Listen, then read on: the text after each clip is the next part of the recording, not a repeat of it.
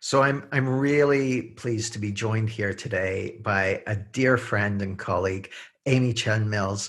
And Amy has a special place in my heart because way back when I was first exploring the principles I remember when we first met, it was June 2009, and we were both at a small mastermind group, and Amy was invited to talk a little bit about the principles, which she did, and then she played a Sid Banks video. Now, up until that point, I was maybe 6 months into exploring this understanding. And up until that point, I had it as kind of, oh, this is an interesting approach. It's an interesting way of working with people. There are some nice ideas, but it's just, I'd explored a lot of different modalities and stuff. I was just like, yeah, it's one among many with its own strengths and its own weaknesses and stuff. And I listened to what Amy had to say, and I watched that Sid Banks video. And I woke up the next morning and I was like, holy shit, this is principles. And it hadn't, despite the name, like you would have thought clues in the name, right? 3 principles. But up until that point, I hadn't appreciated that we were talking about principles like gravity's a principle, or like, the principles that govern aeronautics or principles, that we're talking about pre-existing facts of life. And that was a game changer for me. That was literally that day I made a decision to change the direction of my work and my business and everything like that. And yeah, thanks, Amy. So you're welcome. I'll send yeah. you the bill. Elise Coit felt the same way. Do you know Elise Coit? She said the same thing. I do know she Elise Coit. This is it. What? Yeah, I do know Elise. And Yeah. and so the place I wanted to start this is by asking, because one of the things that has us having this conversation is you're very active in the domain of climate change and raising awareness and activism and so on. What first sparked your interest in the principles and its relationship to the whole domain of climate, and that the intersection, if you like, of the principles and climate change and spirituality and spiritual communities and so on? Well, you know that I was teaching the principles and sharing the principles for maybe 25 years before I became active in climate. And what got me active in climate was, I think for a lot of people like myself, it was always on the back of my mind. And I felt like, it's a problem. I think initially I thought, well, we're going to fix it, because my big insight was this has happened before on the planet to other species. I think maybe 6 or 8 or 9 times other species have, like small amoeba-like species or slightly larger species have actually overconsumed and expelled so much waste that they created a toxic environment for themselves, and the system collapsed. This is like millions and millions and millions of years ago. And I thought, well, it's happened before, so it's not unnatural, right? But I was banking on, our capacity as human beings to be aware of, the impacts of our actions. So I thought, well, because we're aware and conscious of what's happening and that we are the creator of this problem, that we would fix it. Mm-hmm. And I remember watching Al Gore's first movie, and actually looking back, I was much more engaged maybe than I would just casually think to myself, because I remember writing a book for children called Weird Weather. And this was after Al Gore's first movie. And the book was about a young girl who is in a town that's getting more and more polluted by a factory, which is owned by a man named Mr. Big. And she notices, because she goes to sit in the woods with the trees, and she'll like hold the trees and talk with the trees. And they're telling her, this is not okay, what's happening to us. Like, it's starting to get too much. And the weather starts changing. So there's hail, and then there's snow, and then there's rain, and then it's hot, and then it's windy, and it's all happening one day to the next, right? And in the end, what she decides to do is go to Mr. Big's home, the factory owner. And what she finds in his home is all these hallways filled with pictures of himself, like pictures of himself in all different riding horses and golfing and doing all kinds of things. And he's built these hallways so that they never end. So they sort of loop around in like an infinite pattern that you could always walk along. And what she realizes about Mr. Big is that he's afraid to die. Mm. And so then she's able to convey a message from the trees about like the infinite nature of all energy and all consciousness, because she can speak to the trees. And I wasn't expecting to share this story with you, but I've lost the story. I can't. It was on an old laptop, like was it like WordPress we used to use? Not WordPress, but there was a different program we all used to use. It's on that program on one of those plastic. WordStar. I bet it was WordStar WordStar. maybe, yeah. Or something. One of those early ones, and before, like, we were using email and everything. So I don't even know where that story is, but it occurs to me how much it must have been on my mind to write the story.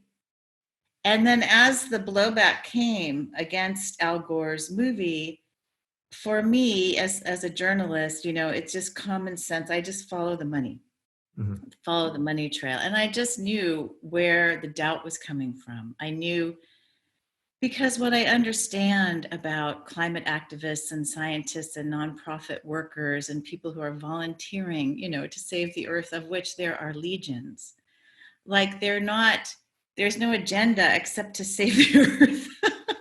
Like people have all kinds of conspiracy theories, but really, maybe that comes from a perception on the part of other people that they would never do something for free like that. There must be a payment. There must be an agenda. Maybe that's a separate reality that is blocking understanding. But there are actually so many people who care deeply. And I just knew when I saw Al Gore, like, why would someone want to be attacked from all sides? Why would someone want to take on the fossil fuel industry? I don't want to actually be doing climate activism, Jamie. I would much rather be writing my memoirs or writing a novel or writing poems or working with clients and speaking about just the principles. Hands down, I would so much rather be doing that. And I would so much rather have the sense that my children have a future that looks bright, that looks like there's going to be a livable earth for them that's rock solid and guaranteed, and all the beautiful animals that we've come to know and love and that we rely on. That's not happening. And so anyway, that was in the background. And I thought, well, with Obama and the Paris Accords, like everybody else, I was like, oh, things are being handled. And, and yet there always was this little seed of, I don't want to say cynicism, maybe doubt, or just reality check that, like, gosh, it seems like we'd have to change so much to really fix this problem. And I wasn't seeing that kind of change. I don't think any of us were seeing the kind of systemic, deep-seated change that's really needed to bring down greenhouse gases. But as of last year at this time, I still felt like, oh, we must still have like 100 years.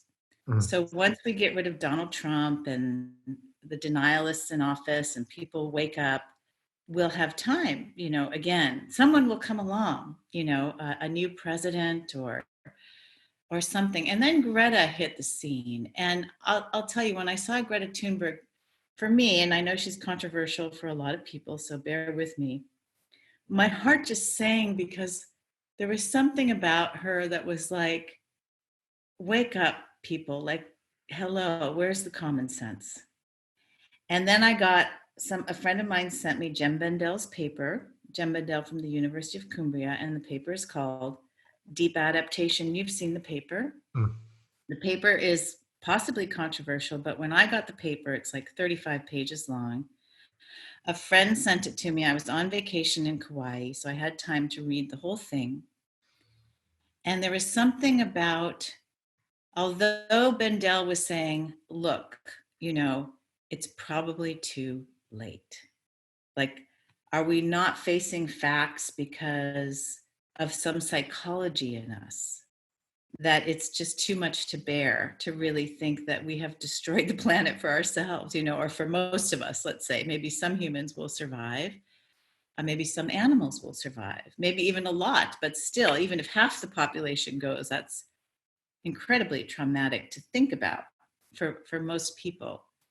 And the way he approached it was for me, it was very gentle. It was like, I need to point something out. Even like the Greenpeace activists and the environmentalists and the nonprofit people seem to not be willing to accept the precariousness of our situation. And then he went on to talk about the different feedback loops and tipping points that I was not totally aware of. And what I did then is I went to the internet, and I went to the IPCC reports, and I went to the National Geographic articles and Science magazine articles, which are incredibly rigorous. I went to it's a twice yearly annual climate report issued by the US government. I went to the NASA sites, and guided by knowing where, how to follow the money in terms of who has the most interest in blocking this information from coming out and casting doubt. That would be hands down the multi-billion, if not trillion-dollar fossil fuel industry. And so those of us who are in journalism, we're cynical enough to know that people get very lost, And so when the denialism arguments came up, I noticed that they had holes, and there was something flimsy about them, something superficial about them. And yet, looking at all these scientists from across the world, good people with good hearts that I could relate to, that I would have dinner with, and I've met a lot of these people personally now. I just grokked that the truth of the matter is we may now be too late in terms of preventing social collapse on a very large scale. Just with Donald Trump in office, there's a concern with our economy, and perhaps maybe Obama's to blame as well. I don't know. That's above my pay grade, but we are really in deep debt in the United States. We're living on debt, and we now have viruses like coronavirus, and someone in office who just doesn't have a lot of compassion for human beings outside of his own world, and in some cases just outside of himself. So like, we're in trouble, because the only way out now would be for leaders to step up to the plate, to be very bold, to be very selfless, leaders of both government and industry, and to say in a very vulnerable way, look, we have been wrong. We are an overshoot on the planet. We are an overshoot in terms of how much we can consume. And this made sense to me too when I was reading about Extinction of Species, like 7.5, 8 billion people on this planet, all wanting televisions and cars, whether we have them or not, all wanting clothes and all needing to be fed, and all just consuming things, plastic things from China. I mean, just baubles and trinkets to more essential things, that we think of as essential, like washers and dryers. I mean, how much can this planet really sustain this many people, and for how long? So I was looking into all of this. I'll just finish up because it seems like a question. And we, like, it just can't, we're using 1.6 planets every year. And we can't continue to do that. So having done all that research to answer your question, I thought, well, this is not good. And I'm looking around thinking, apparently the government's not going to come and save us. And apparently these captains of industry, some of whom are doing good things, like Bill Gates, I'll admit, but I don't think they're not speaking to the level of transformation needed now, which we could do, but we need that leadership. And if we don't get it from our leaders, then we ourselves need to become those leaders. And there are some personal things as well. The story I tell often is about the starfish dying in my little tide pool cove where I used to take my children, and that was a whole cascade of events that I investigated and talked to scientists and biologists in my hometown, and that just confirmed that we are losing species, losing kelp beds here, 90% up and down the West Coast. That's like losing fields and forests, There's so much that's dependent on those kelp beds. And now the sea otters, sea otters are like our little iconic creature here, and we love them so much. And we have bumper stickers with sea otters, and, we sell sea otters at the at the Monterey Bay Aquarium, and I haven't been seeing a lot of sea otters out there. They depend on the kelp beds. They might be okay because of there's been this explosion of sea urchins because the starfish have died, and they used to eat the sea urchins, but the sea urchins eat the kelp beds down to the ground, right? So I've been afraid to ask about the otters and how they're doing. That's where we're at. Things like bugs on the windshield. Do you remember? I don't know how it was in England, but in the United States in the 70s and the 80s, you had to always be cleaning your windshield.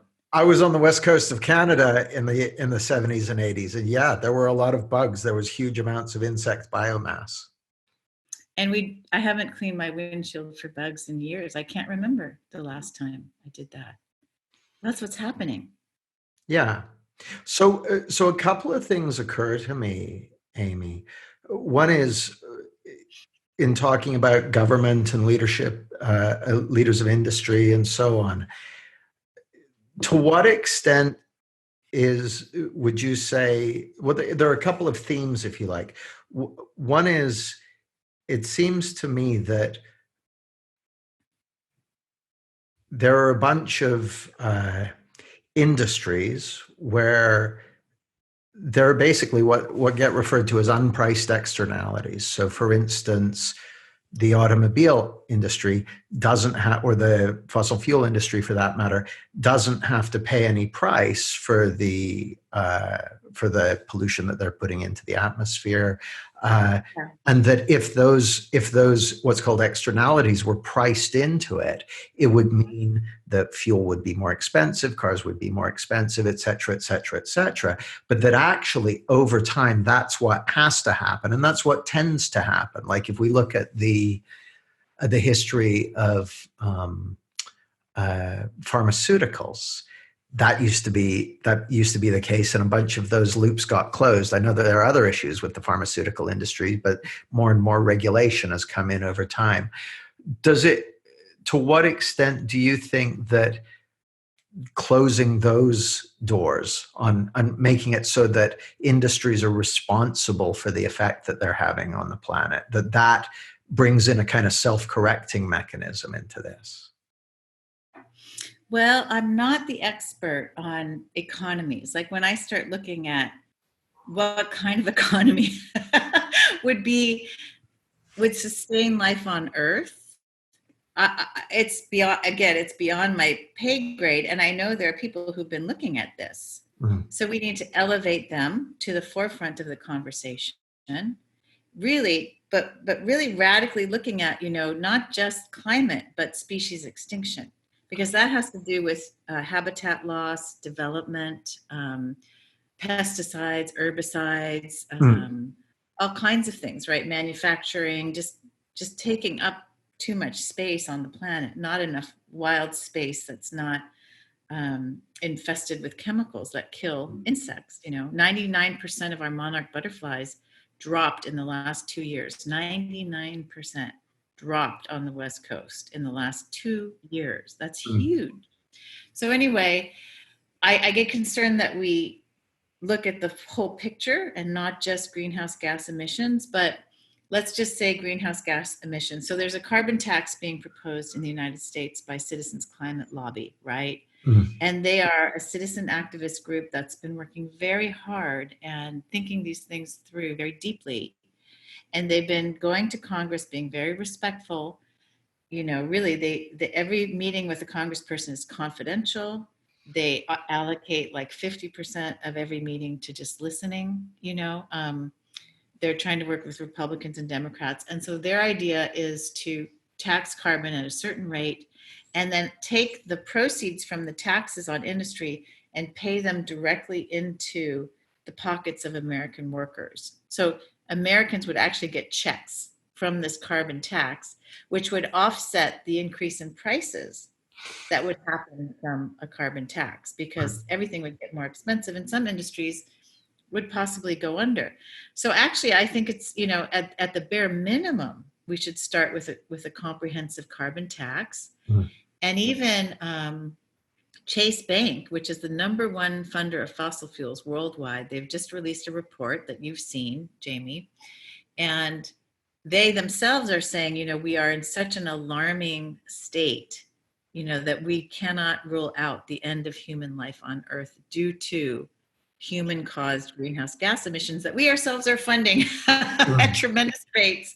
And they actually call for a carbon tax. And at the same time, interestingly, there's a statement in there, and this is where I'm interested in the psychology that's happening here and where the principles might apply, that this is not going to be realistic because of the concern about jobs and economic growth. Well, yeah, one of the challenges that we seem to face as a species is that we don't seem to be particularly good at evaluating threats that we perceive as being at a distance, 30, 40, 50 plus years away. And so, for people who have an eye to that sort of thing, I know this isn't going to be everyone who's listening idea of a fun conversation, but a lot of people are like, well, don't let's stop at the environment. Let's look at the nuclear weapons situation. We have, nuclear weapons that were built in the 50s, 60s, 70s, 80s, 90s, being run on computer systems that are completely out of date and vulnerable to cyber attack. A nuclear war, even a limited nuclear war, would have an instant catastrophic effect on the environment. Artificial intelligence seems to present huge potential threats to humanity and to civilization.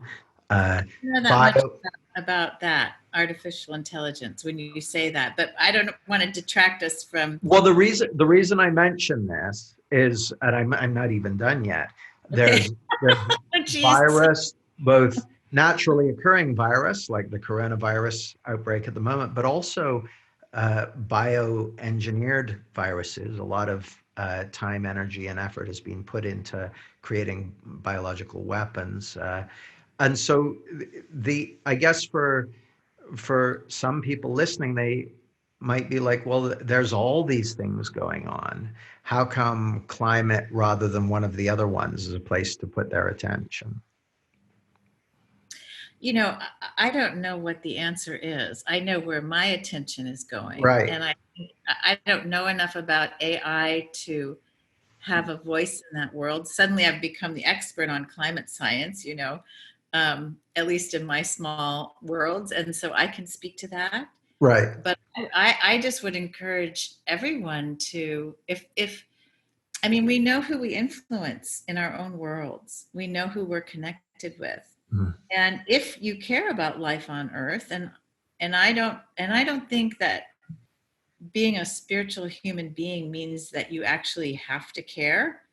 I think that some people are so deep in their sense of, really there is no death, and death is not my main concern. I'm concerned about human suffering. I'm concerned about how this is going to go down and all the mental health effects and watching people die. I'm, just pure and simple. Sydney Banks used to say, human suffering. Why are we teaching at all as practitioners of the principles, if not to alleviate human suffering? And so in my mind, this is going to be one of the biggest contributors to human suffering. Maybe AI is as well. I don't know enough about it. Nuclear weapons as well. I think we need to elect someone who can, really be sane about trying to bring that was happening under Obama, with Iran and so forth. And now that whole agreement has been torn to shreds. So I guess what we're talking about is like, And here's my point of, I think, entry into all of this. A lot of times spiritual people have felt like this is all a mess in the world of form, right? And of course, it's easier to say that. Like you can look at Syria right now, or Syria in the past, or Yemen, or, people are actually already dying of malnutrition in Africa because of the climate crisis and extended droughts. And you can say, it's all just, it's all just our level of consciousness and so on. But this is something that will wake people up, the climate crisis too. And your children might suffer. In fact, it's looking like they will. And your grandchildren certainly will, And there's a way that I think spirituality and the three principles, as a form of spirituality, and not all practitioners, I'm not speaking to all practitioners, but there's a way that we can get so into the formless realm that we lose a sense of compassion for what's happening and tracking what's happening in our world, and knowing that we can make a difference. It doesn't mean we run out into the street screaming, but unless there's that deep grounding and knowing on the part of practitioners that I am just here to be a support, or I really feel that this is my line of work, just to teach the principles. It seems to me, as a human being, also a spiritual being and a human being, that we are in a crisis situation on earth, and we are in a crisis situation in our country, in the United States. We are in a crisis situation in which the threat to democracy is very high and quite real. And to me, this means something. This has an impact for me, and I think that there's this reluctance on the part of the spiritual community, and not just the principles, but there's a church that I go to, Center for Spiritual Living, where there's been reluctance to address any of this. Well, it's funny, Amy. We were talking about AI. It looks to me like some of the biggest threats to democracy come from AI that's already operational in, for instance, Facebook and so on. Certainly, algorithms and bots. There you go. Like I heard someone say, the issue is we expected robots, and what we got instead was smartphones and Facebook and algorithms on our Google searches and that sort of thing. But it appears that that's already had a massive impact on democracy in the UK, and possibly in the US as well. And there's a lot of there's a lot of that now. So let's talk principles and spirituality. I first started looking at this before I actually came across the principles. I was reading some work by David Bohm, and he said that that his take was that we can't resolve the climate crisis when we believe that we're separate from the climate, when we believe that we're separate from the world. And this has been kind of reprised by Charles Eisenstein recently. And his kind of take is that the story that we're separate from life, separate from each other, separate from the world, is that's the seed, if you like, that the pillage of the environment has come from, and that all the various forms of kind of fragmentation and separation stem from there. And so one of the things I've heard people say is, well, isn't that going to be the biggest leverage point to do what you can to heal that illusion, that delusion, that illusion of separation? Absolutely. I mean, if that's the work that you feel called to do, absolutely speak to that. I think, however, I'm just going to point this out, that there are people who can be working in a job that is actually contributing to the problem big time.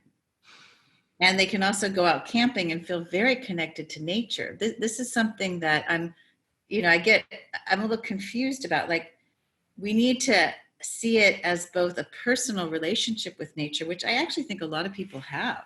Mm-hmm. I think a lot of people go fishing and sailing and hiking and camping, and then they go to their jobs and they don't make the connection. So this is where I do think that actual facts and information can be important, that a lot of people just aren't understanding. They're not thinking about taking their connection and love of nature and looking at sort of what systems are doing to nature. And so I get concerned about people just talking about that and maybe being siloed in a spiritual sense of oneness with everything, which is great, and I've had those feelings and experiences many times in my life, and I still went out and bought a minivan. You know what I'm saying? So like, there's this missing piece of actually integrating that sense into our world of form. Mm. So the other thing that occurred to me is, what was it? No, I've lost it. Let me see what I've got on my notes. It may come back to me. That was it. So when you were talking about the level of transformation needed, that people need to be leaders and to step up to the level of transformation that's needed. What is it that looks like to you, that level of transformation? Well, again, I don't know all the answers, right? So what I like about the activist movement Extinction Rebellion is that they call in the end for a citizens' assembly. Mm-hmm. And what that means is that we all have to get together and democratically look at the problem and then decide what to do together, with all the best minds and best solutions. It's certainly not something that Ami Chen-Mills is going to solve. But what I do know is that here's the deal. This is why people are becoming activists, is because for 30 years we've known about the climate crisis in the mass media and sort of across the world, and most people have known something about it, whether they agreed that it was happening or not. Actually, in the 1800s, scientists were already wondering what was happening with these emissions in the atmosphere, because scientists are always curious about these things. And way back then, they were concerned about a warming Earth, actually.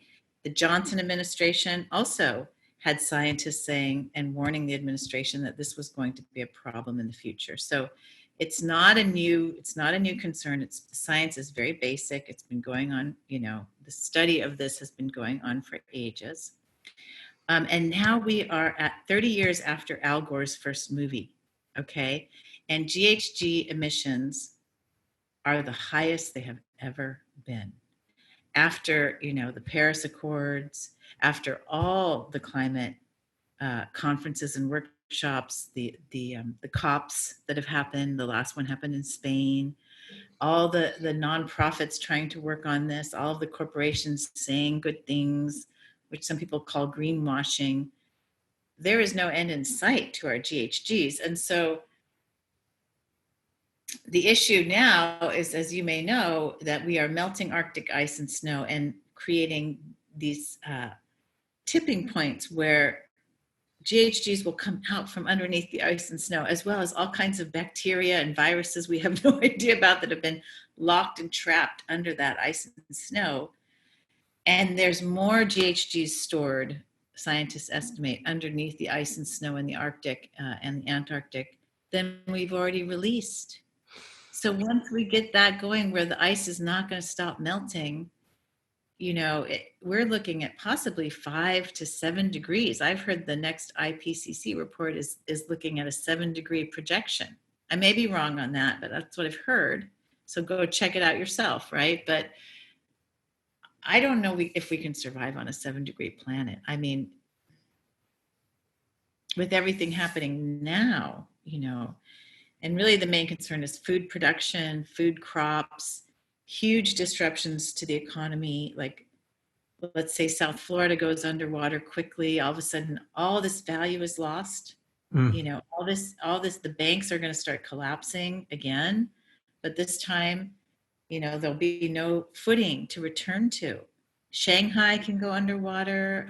The whole Nile Delta region, which is an agricultural region, our agricultural region in my community is destined to go underwater. We feed a lot of people here in the Central Valley in California, and California itself is starting to lose fresh water and go into salinated groundwater. We are, you know, a huge food producer for the world. This is what people aren't thinking about.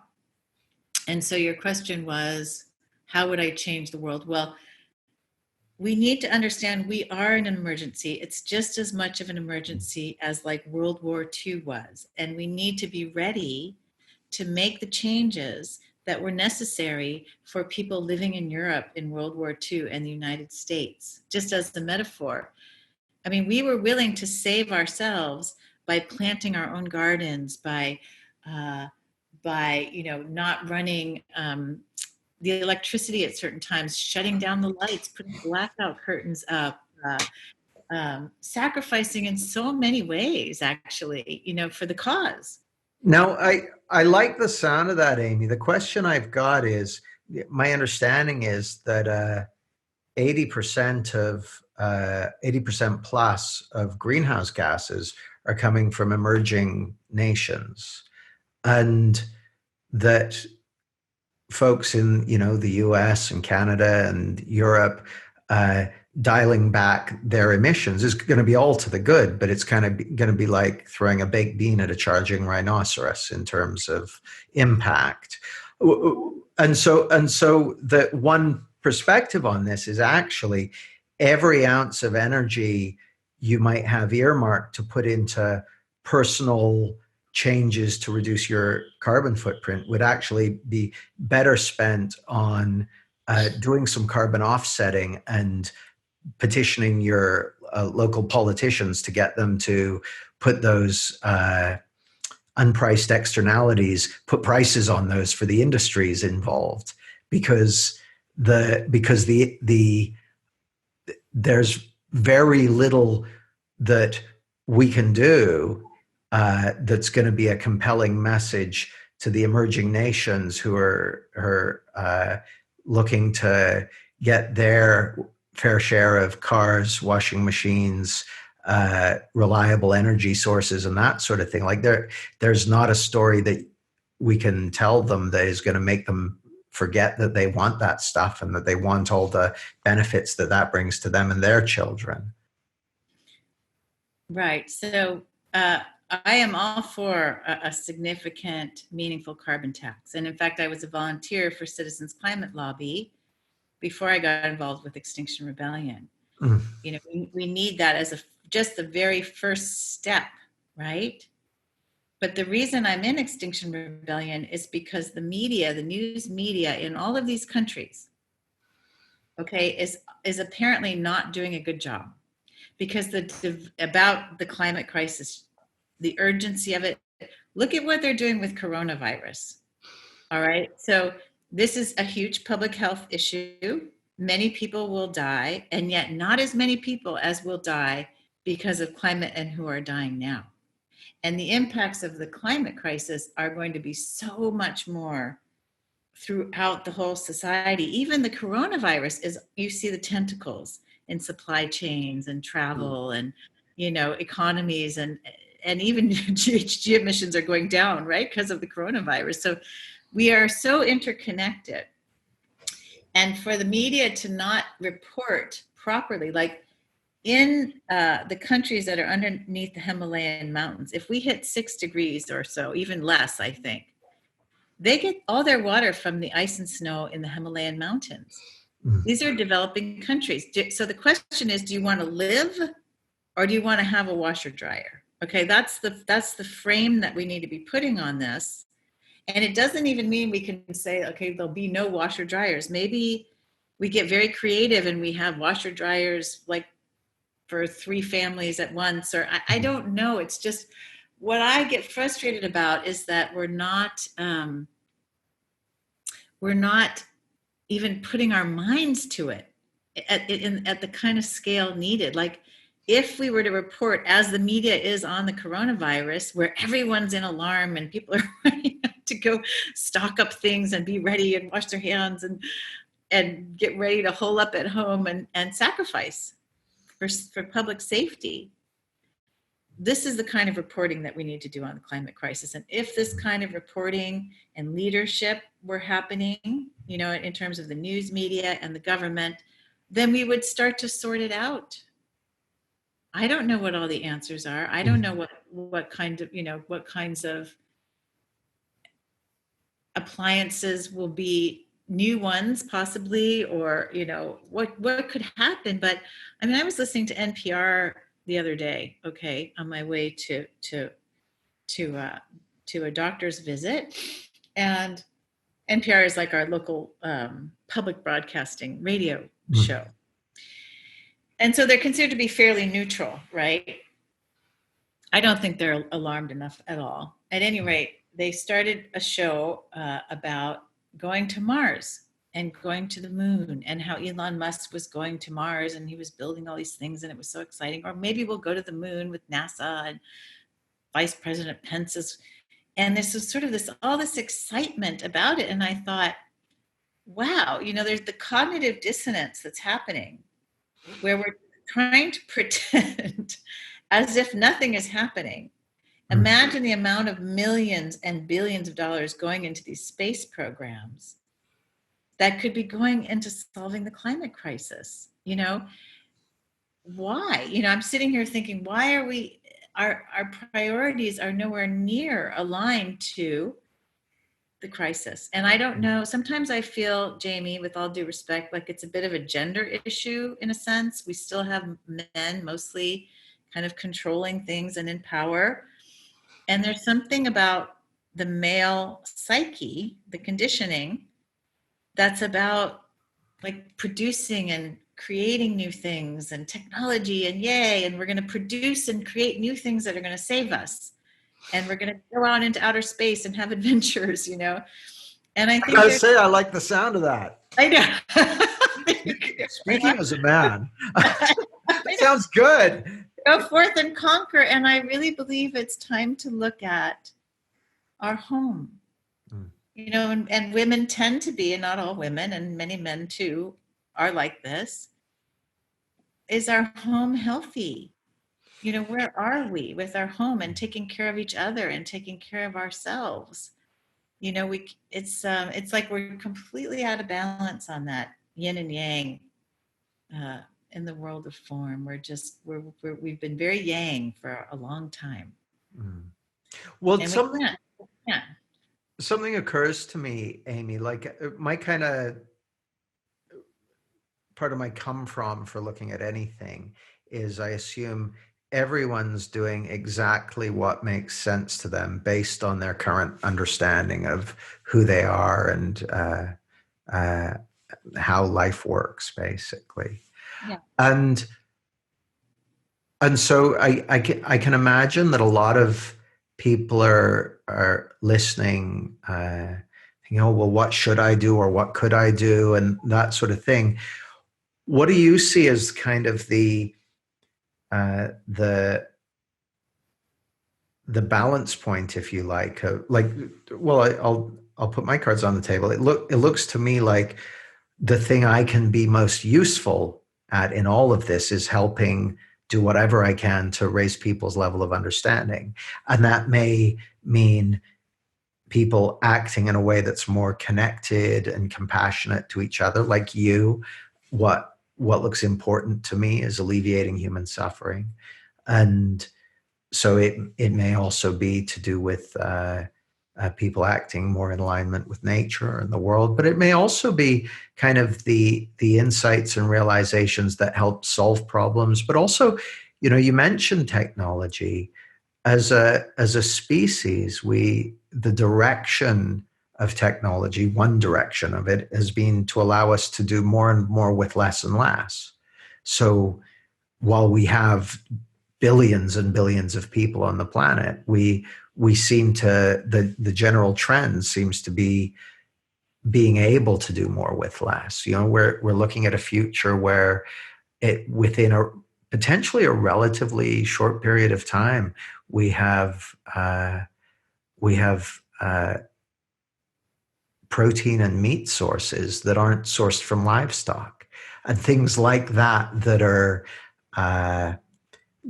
technological innovations that can make a difference. Is your take that there's no way to science our way out of this one, or that that's just the wrong direction? At this point, I think we are going to need some technology because carbon dioxide stays in the atmosphere for 100 and more years. It actually begins to heat more as it lingers in the atmosphere. So we have more carbon dioxide in the atmosphere today than we have in like millions of years through ice ages and warming periods. Like really, we have 415 or so parts per million, which is huge. If you look at the charts, you'll see these like different periods in global history, and then today is like up here. Okay, so that means that we need to do some things that are as safe as we can make them and to scale, which we actually don't have anything. We don't have this scalable technology that's not going to use and generate as much, CO2s as it actually sucks down, right? So there's a lot of thinking to be done. I do believe in human ingenuity, and I hope that the pursuit of this technology will be very much mindful of the technology we already have, which is when you say connected to nature, it means understanding the systems that nature already has in place to take care of carbon. So, for example, we are deforesting at tremendous rates, right?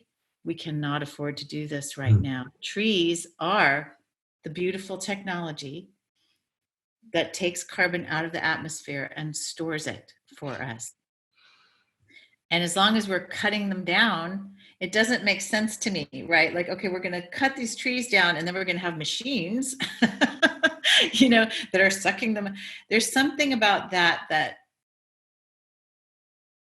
when you talked about connection to nature, it's like, yeah, we need to understand that not only is nature our life support system, it's a spiritual, it's our way of being in touch with mind in a very pure way.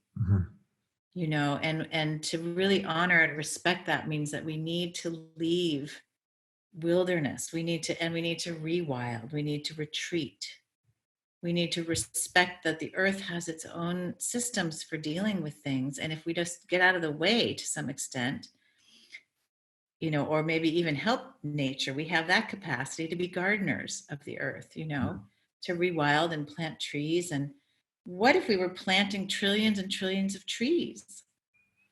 That looks really practical to me, and I'm very. It really makes sense to me that a big part of kind of just common sense says we ought to be looking at the natural resources in the world and looking at how can we preserve them and how can we recreate those which have been diminished and that sort of thing. That looks very kind of. My sense is that a lot of times that additive approaches don't work, that actually the most powerful solutions are often the subtractive ones, like stopping getting, sort of like the principles actually. Once you realize kind of how it works, once you understand how it works, then you can kind of stop getting in your own way. Well, I see that happening kind of on an ecological level. A lot of it's just ignorance, isn't it? Like not having realized what was being lost through cutting down of certain forests and so on and so forth. So I think there's definitely something there. But I would say if there is a technology that can store carbon well without using a lot of energy, if we get there, we need to do that. And Jim Bendell has talked about cloud brightening over the Arctic. He's like, we should do this immediately. And he's someone that I really trust because he's not a technophile, right? He's not pushing for technology. He's very cautious about it, but he's saying this is the one thing we should do right away. And we need to hear these conversations from our leaders. We need to hear our leaders saying, okay, what do we do? Let's, and maybe the part about the principles is how do we get people together to have conversations, and how do we help people let go of thinking that there is a way that's right that we've always been doing and we can't let it go because it's right, but actually it's killing us now. I mean, I can see those conversations coming in. Now, I used to think that just teaching and sharing the principles was enough, and it is on some level, like just, if you help one person feel better, right? That's who can calculate the value of that, really, right? But I also see it as like we're on the Titanic, and if we're going to sit in the dining room having fabulous dinners and just talk about our well-being and how we can, for example, make more money and be more abundant. There's a disconnect for me where I'm like, I've talked to some practitioners too who have been listening to me and reading my Medium pieces and so forth, and who have said, I frame my work differently now. I frame it with more of a sense of gravity. It's less about, just, thriving or just about being prosperous, for example. It's really more, it's like we're in troubled times. If World War II were coming at us and we were in England, let's say, and we've been hearing about the Jews and we've been hearing about Hitler, and would we teach the principles the same way? Or would we be contextualizing a little bit? Would we be speaking to the anxiety people might be feeling? Would we join the resistance? I mean, there's no rules, right? So I'm someone who's like, let's join the resistance, because that's needed, that's necessary. And it seems like an awful lot to do. And it seems like, God damn it, why do I have to do this? And this seems scary and like a big deal to go out into the streets and be an activist. And yet Martin Luther King did that, and Gandhi did that. And so many other people have done that in order to make the kinds of changes that were necessary to reduce human suffering on a very, very wide scale. Yeah, and if I understand correctly, in each of those cases, there's been a Martin Luther King or a Gandhi, someone who's a figurehead, but actually they're backed up by legions of people who are kind of in step behind them.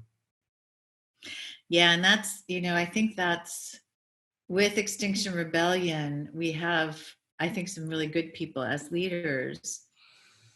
And there isn't a figurehead who's like a Gandhi, who has that spiritual essence, or Martin Luther King. And yet there's a dedication to regenerative culture, which in fact, I'm involved in the International Regenerative Culture Working Group, where I'm introducing the principles to help activists, come at it from a perspective of we're all in this together.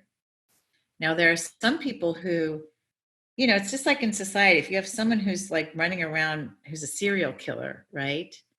The conversation isn't about let's forgive them and how can we find it in our hearts to see their psychological innocence. No, they're running around killing people. Okay?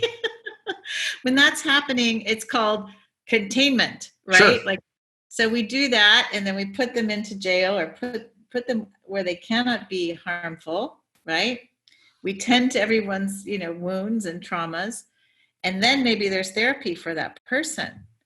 But we're in a situation where there are these people running around, and that's another thing that I think spiritual people or spiritual practitioners or people who call themselves spiritual or like to be spiritual, I think they have a hard time calling a spade a spade.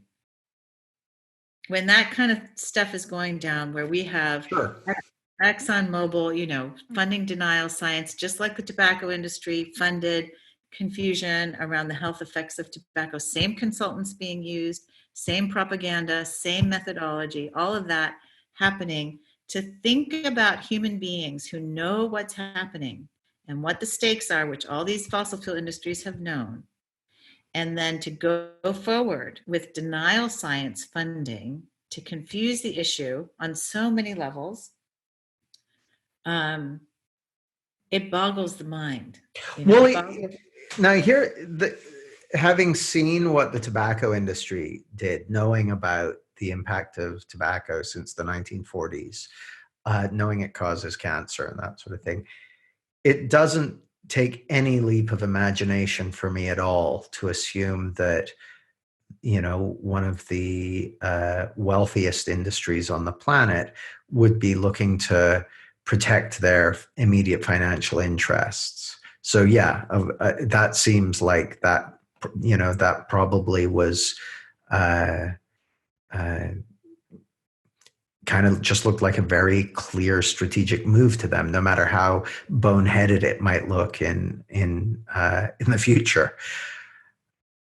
The other thing that occurs to me, though, and again, this is something that Eisenstein pointed to, said that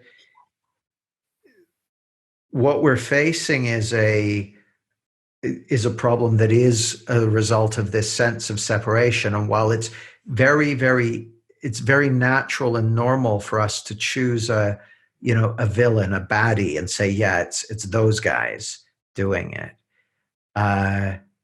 In actual fact, that's kind of more of the same in a way, and that the only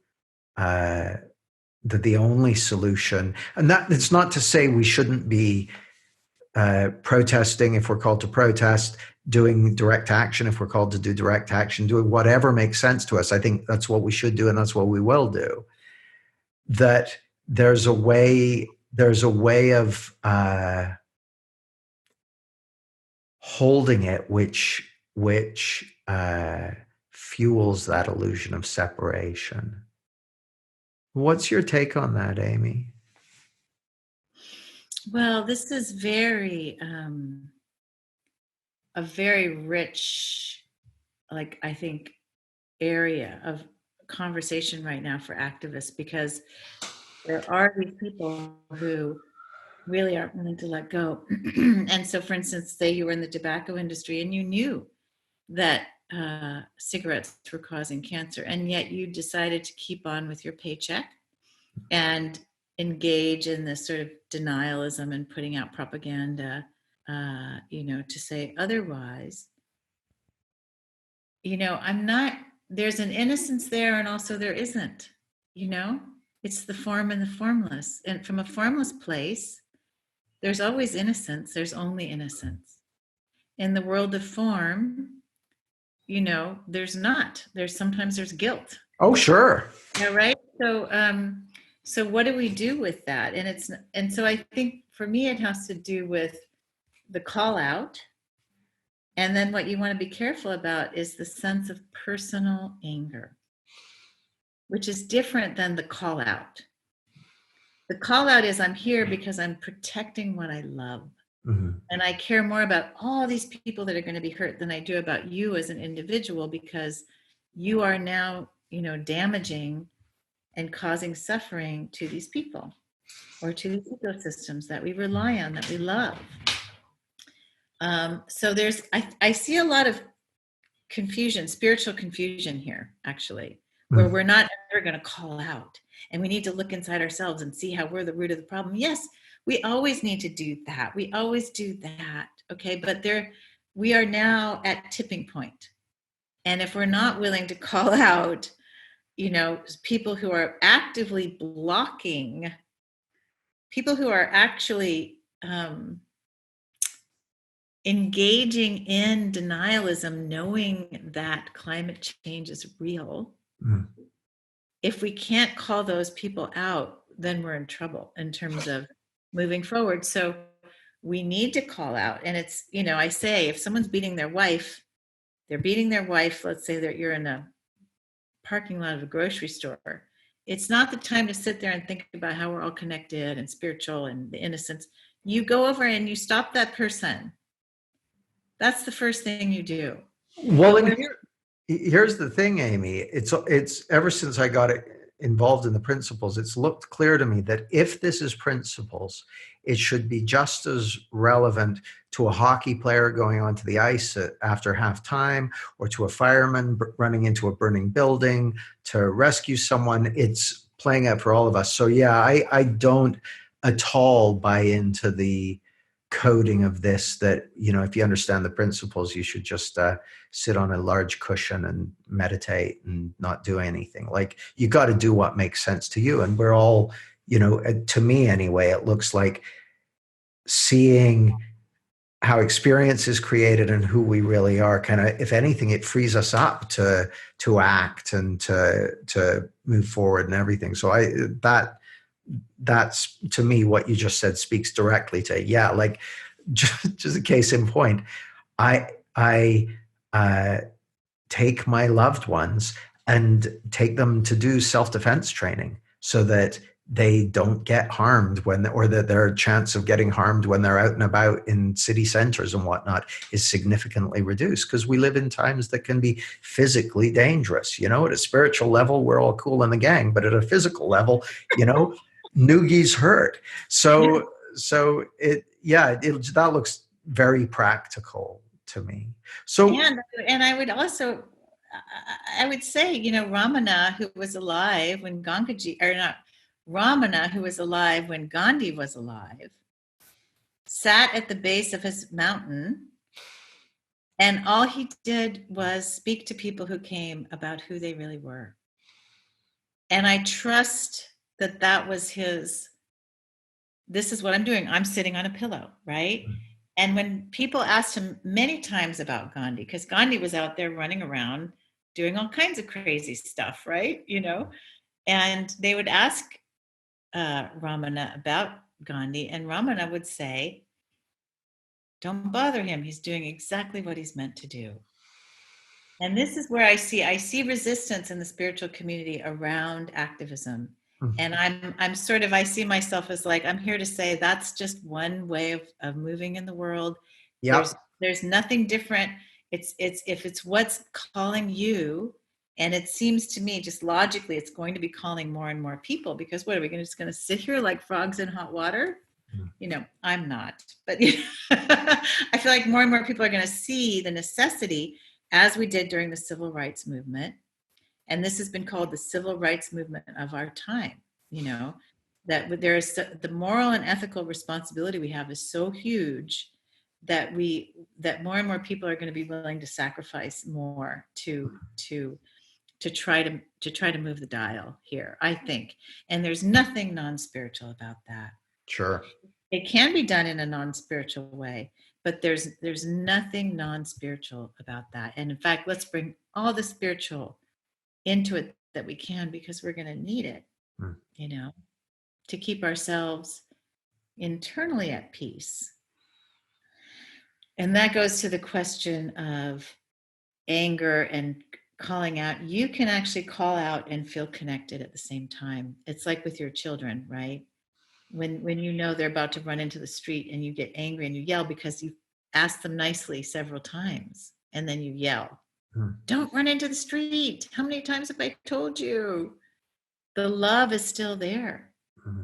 So, Amy, when I went out on social media and said I was going to be having this conversation with you, we had lots of questions from people. So I thought I'd start going through some of those. And the first one that came up was from Don Robinson, who said, "I think as an individual, it's very easy to feel overwhelmed about the enormity of the problem.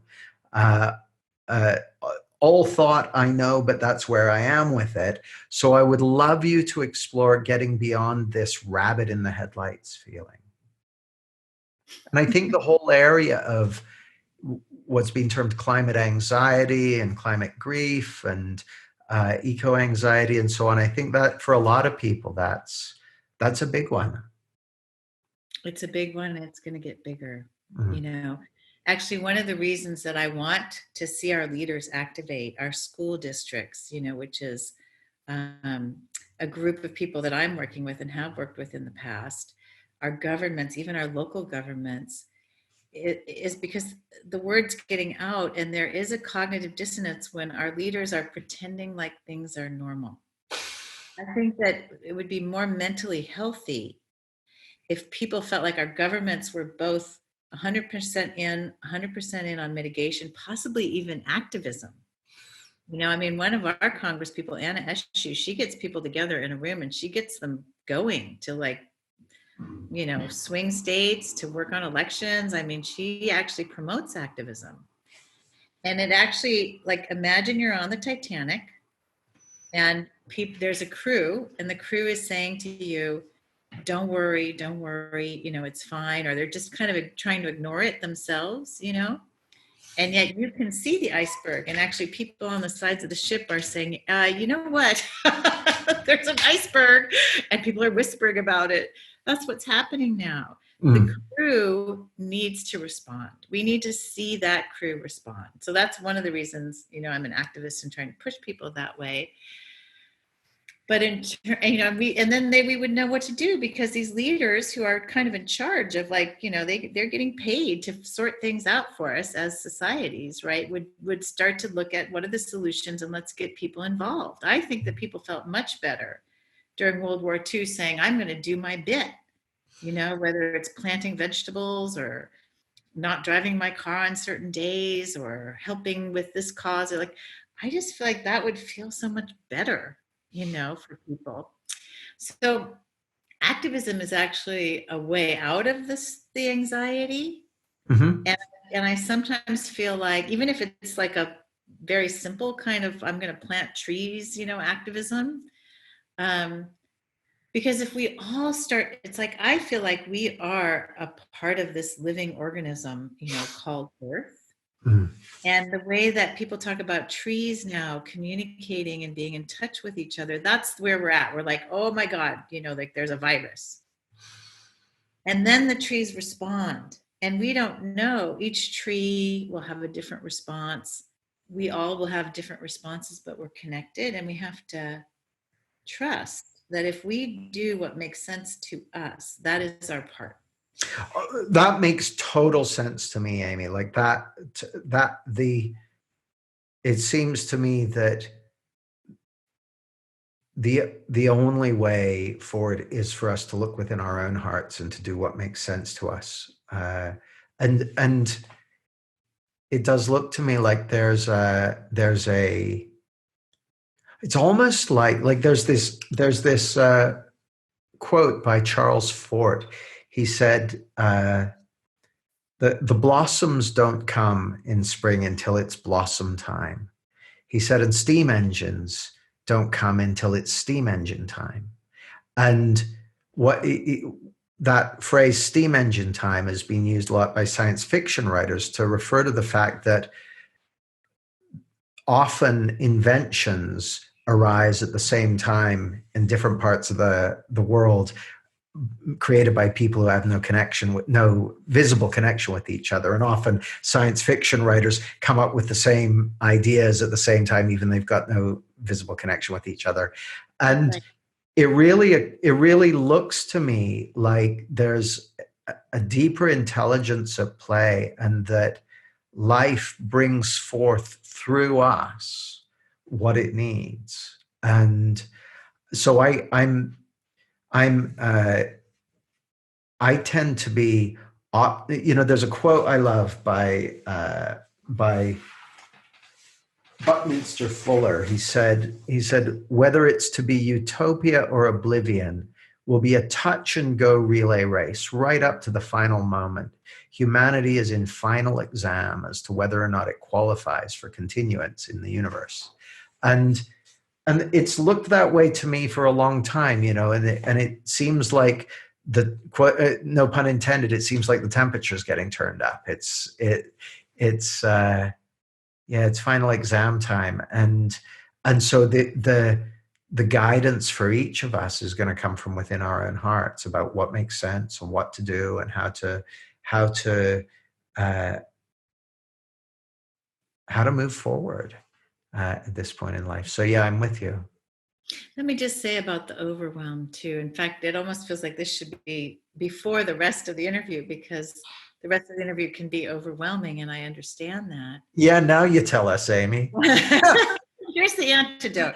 Well, I don't know, because part of I feel like what I represent right now, if I represent anything to anyone, is that I want to acknowledge that these feelings are tough, and I mean, I have gone out into the woods and cried for like, an hour or more, just grieving what I thought I had as a future, what I thought we had as a future, which we apparently don't or may not. Grieving the starfish, grieving the coral reefs, grieving the butterflies, um, and we know that that's thought created. But I like to just give us some wiggle room to be human. Like if we keep thinking, oh, I can't feel these feelings because the three principles, and like, oh, but it's so bad, and oh my God, but I can't because I'm not grounded in my wisdom and my mental health if I'm freaking out about the planet. It's okay to freak out about the planet right now. It's okay to freak out about our president right now. There's something just healthy. It's like if someone close to you dies, you're not going to be telling yourself, oh, I can't cry and be grieving. The principles aren't about not feeling feelings. The principles are about understanding where those feelings are coming from. That's it. Okay. And so if you're grieving, and then there's the other side where some people almost worship the grieving, which I'm not going there, because from a principles perspective, we don't have to remain in grieving, because we are projecting when we're grieving, at this time. In fact, it's so challenging because we're grieving the future. So the grieving could be never ending, right? So the way I see it is, even if you just, jump into activism, which I encourage for people, whatever that looks like, is that we are facing Goliath. We are David. It feels like, that's how things look at the moment. But you still got to get your slingshot ready. So you got to look at Goliath and see how big he is, and see where you should maybe aim your personal slingshot. Okay. But you don't keep thinking about Goliath all the time. Does that make sense? Like you assess the situation. That's necessary. And I feel like a lot of people are resisting that. But then I'm not someone who advocates living with the information all the time. I mean, I had a friend who just went on an 8-day silent retreat. And this is where I think spirituality is so helpful. And all he did was sit with himself and contemplate and be in nature. And he came back and he said, I said, how was your retreat? And he's an activist with us in Extinction Rebellion. And he said, oh my gosh, it was so great. I was blissed out, and it was so wonderful. And I felt so good. He said, but I feel like, I'm in denial. I'm in a little bit of denial. And he was saying it like, this is a problem that we acknowledge as activists. We're not supposed to be in denial. And I said to him, Peter, there's no way that you could be in denial.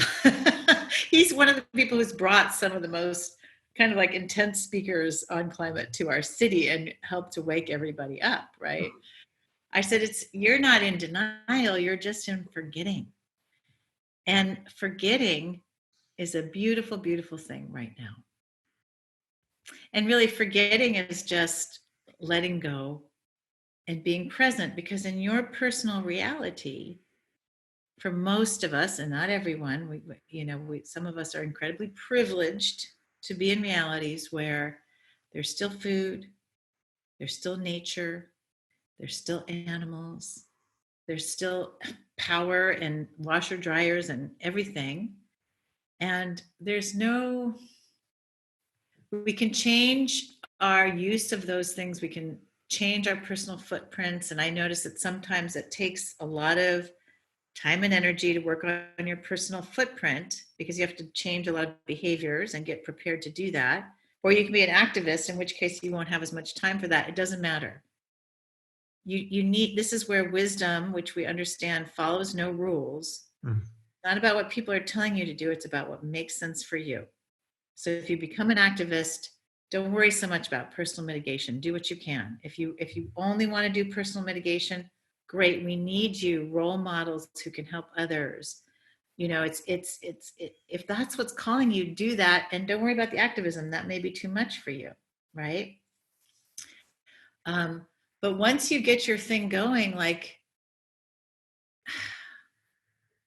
it's just important to let go. It's important. And then you just be grateful. Sydney Banks used to say, be grateful for anything.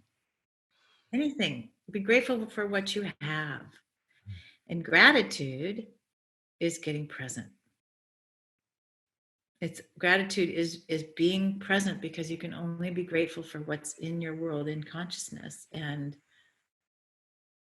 then that, of course, clears the channels of the mind, for if there's a next step, or even if it's just, there is no next step. Maybe it's just the deeper realization that, all of this will pass. It always was going to, in one way or another.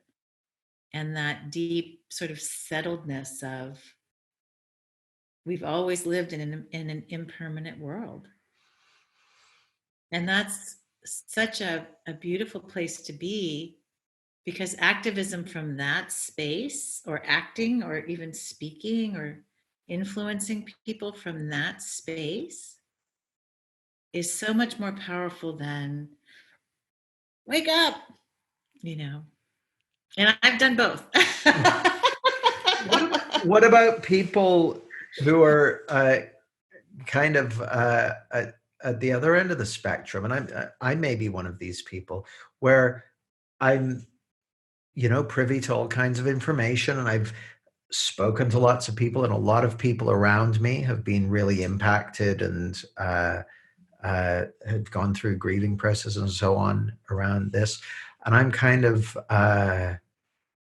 not experiencing any levels of anxiety, grief, terror, any of that stuff. And I don't think it's because I'm so enlightened. And it doesn't strike me like that. And it's certainly not due to lack of information, because I've got plenty of information. I guess it's possible that it's denial in the sense of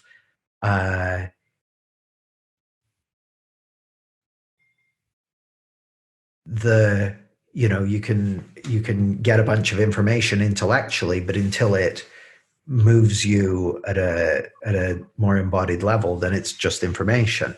So what about, I can absolutely imagine that there are a lot of people listening to this who are on that side of the aisle, so to speak, where it's like, well, yeah, I've read the information, I've watched the videos, I've heard a lot about it, it looks real to me. I'm not scared of it or anything like that. What do you say to people in that position? Well, I'm of two minds about that. On the one hand, I'm like, have you read Jem Bendel's paper, which I believe you have, and have considered that widespread global social collapse will happen within the next, possibly, I can't guarantee or bet on it, 10 to 20 years. Mm-hmm. So that's in our lifetimes. And that's a switch from the way I used to think, okay, we've got maybe 100 more years. Maybe my kids don't have kids and we're good. We just kind of slide out of here. End the Mills line and we're good. We don't have to experience all that. For me, personally, I have had a very hard time accepting that the monetary systems might collapse, the food systems, and there might be chaos and who knows what going on. And, we're not going to be able to feed the world anymore. And big swaths of people will die, in horrible, terrible ways. But I'm getting used to that idea. Have you been binge watching Mad Max movies to get a feel for the future? It's harder for me to think about my kids, honestly. Yeah. School. I mean, I think it's harder when you have school age kids, and I think you do too, to think about how to even guide them now. I have a difficult time with that. But for one thing, I sometimes encourage people to just go and face the facts a little more deeply if they haven't. Now, there are people I think I'm discovering who for some reason have an immunity. And sometimes I'm suspicious, like, have you really been paying attention? Have you really thought about, what this is going to be like? But they say they have, and they say they're okay with society collapsing, and they're good. And so I think that there are some people like that. And to them, I say, run wild, man. We need you because you have something that a lot of us don't. Mm. And whatever it is that keeps you in a state of peace, whatever you're seeing that's helping you is so valuable, because people are freaking out. Mm. I know it to be true. People are freaking out. So maybe there's a way to translate what you know into words of wisdom. Well, the thing that just occurred to me, I'm surprised I never thought of this before. Everyone I know who has symptomologies of PTSD tends to get really settled down in a crisis. Maybe something as simple as that. I've talked to two principals practitioners who are helping with activists, because I have this list, which I want to make sure everyone knows that you can be on a list as a practitioner to help activists. And I'm always actively compiling this list and sharing it with Extinction Rebellion and other groups.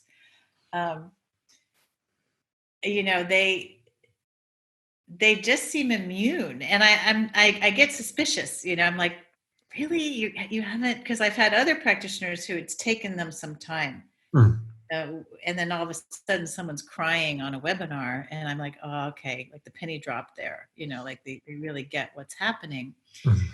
And not that I want people to cry, I just want people to get what's happening. Yeah. And the reason I want people to get what's happening is because how do we have an adequate response without knowing what's really happening? We won't have an adequate response in the world of form. So, like, if the Titanic is heading for an iceberg, we need to know the trajectory. We need to know the size of the iceberg. We need to know what would happen if we hit the iceberg. We need to know which direction the ship could be steered in to avoid the iceberg. We need to know all of that to avoid the iceberg. So I find myself in a very challenging position in that I am like giving people bad news. It's an uncomfortable position for me. And because I know it's people will take it in and have personal thinking and be freaked out, right? And yet I'm also quite convinced that we need to share this information, and particularly amongst the wise people of the world who best know how to communicate in effective ways and how to help people let go. Because really, what is the bottom line? The bottom line is people think that money and maybe adventure, maybe power, maybe competition is where their well-being lies. Mm-hmm. That's the whole problem. Whether it's stuff, clothes, women, mansions, islands, millions, just even the millions and billions, just looking at a bank account, I'm winning the game. This, if we could address this, let's say someone said, I don't want to address the climate crisis. Where else could I focus? I would say focus there, because that's the problem. The not letting go, not being willing to let go, and not being willing to let go also from an activist perspective or a social change perspective of, we need to change the economy. We want socialism, or we want capitalism, or we can't let go of capitalism, or we can't. I'm sort of like, well, really what principles people can do is help people see that we don't have to call anything anything. Those are just words. It's like the psychiatric diagnoses. Those are just words that people made up. And we can say that about our economies. We just made up these economies, and we can look at them again. We don't have to I mean, we may say, oh, look, here's this thing called socialism. Maybe there's some good things, or here's this thing called mixed economy or local capitalism or pure capitalism, which would be no subsidies Mm. and actual adequate costs, right?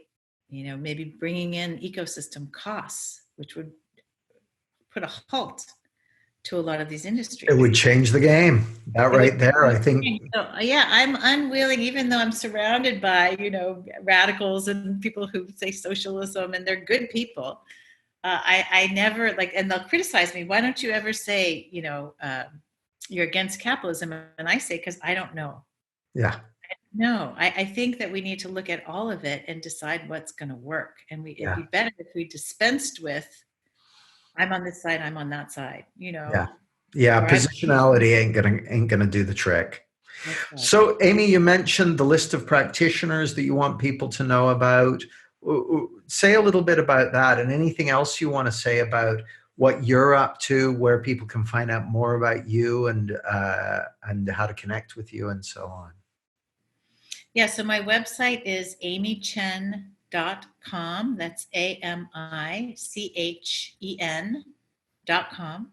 Mm-hmm. And what I am now offering as a service, I've switched from just sort of regular coaching and mentoring to coaching around the climate and eco crisis. And that means providing intensive services as well to organizations like schools, governmental entities, corporate entities, anyone, individual or organization that is like, oh my God, what do we do? Mm. And so it's not coming in to say you must do this, this, and this, but it's coming in to say, look, here's the science. Here's what we're looking at. And now here's your wisdom, and here's how to access your wisdom. Okay, now you get to decide. Mm. And I'm here to support you in a loving way, and helping you to let go of some things or whatever you need to do. So that's one of the services I'm offering. I'm doing a lot of pro bono work, and I'm asking right now for people to help fund that work through a GoFundMe campaign. I could really use that funding because, I'm taking a lot of time away from what I used to do for paid work. Mm-hmm. So as I'm transitioning, GoFundMe, it's on my website, and it's also at my Facebook page today, Ami Chen Coaching and Education, although this may not go out today, but you'll find it on my Facebook page. You'll find it on my website on the very first homepage. And my pro bono work has been in compiling lists of spiritual and psychological practitioners who are mostly principles based, not everyone, as long as they have a really good grounding and sort of they're good people and they're helpful people, onto a list that I provide to Extinction Rebellion and other activist groups, where they can find some amount of pro bono coaching. Mm-hmm. So you could say, I'm going to do once a week or once a month, or I'm going to do one project on a conflict resolution for this group, which I'm telling you, conflict resolution skills are really, really needed right now.